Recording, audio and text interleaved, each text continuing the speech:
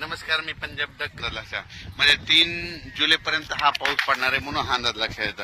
राज्यातल्या सर्व शेतकऱ्यांना सांगू इच्छितो की जसे वेगवार बसेल तसे शेतीचे काम करत राहा.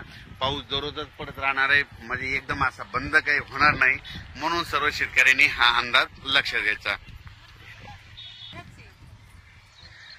राज्यातल्या सर्व शेतकऱ्यांना सांगू इच्छितो की बीड जिल्ह्यात काही भागात पडला, आज ह्या 2, 3, 4 जुलैपर्यंत तिकडे देखील काही भागात पाऊस पडत जाईल.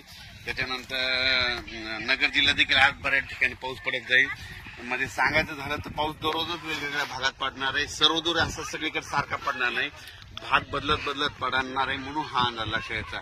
आणि त्याच्यानंतर 5, 6 जुलै 7 आणि 8च्या दरम्यान एकदा पावसाचं वातावरण राहणार आहे. पण सगळ्यात वरून राज्याची कृपा फक्त विदर्भावर जास्त, म्हणजे विदर्भात 7-11 जिल्ह्यामध्ये मात्र तिकडल्या भागामध्ये चांगला पाऊस पडणार आहे. म्हणजे हे सांगायचं झालं तर, आणि आपल्या मराठवाड्यामध्ये काय होणार की दररोज वेगवेगळ्या भागात दररोज भाग बदलत पडणार आहे, कोणाचं पीक काही जाणार नाही, म्हणून हा अंदाज लक्षात घ्यायचा.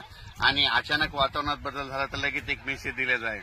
आणि हे मी माझं सोयाबीनचं क्षेत्र आहे कंप्लीट अचानक 22 दिवस झाले, तर पाहू शकता हे कसं पीक आलेलं आहे. आणि या ठिकाणून खुरपणी घाट माथ्यावरला पाऊस ते मात्र चालूच राहणार आहे. त्यांनी द्राक्ष बागायतदारांनी तुम्ही तुमच्या फवारणीचा तयारी ठेवा, कारण की तुमचा पाऊस काय बंद होणार नाही. आणि राज्यात मात्र मराठवाड्यातला आणि पूर्व विदर्भ आणि पश्चिम विदर्भ या भागात देखील पाऊस असणारच आहे. म्हणजे 3-4 जुलैपर्यंत दररोज वेगवेगळ्या भागात पाऊस पडणार आहे, एकदम काय बंद होणार नाही, त्याच्यामुळे काही चिंता करायची गरज नाही. पण राज्यात सगळ्यात जास्त वरून राज्याची कृपा फक्त विदर्भावर जास्त आहे, म्हणजे 7-11 जिल्ह्यामध्ये पाऊस चालूच राहणार आहे. त्यांना एक विनंती की तुम्ही जसं वेळ भेटेल तुम्ही जसे वापसा झाली तशी तुम्ही तुमच्या पेरणी करा. धन्यवाद.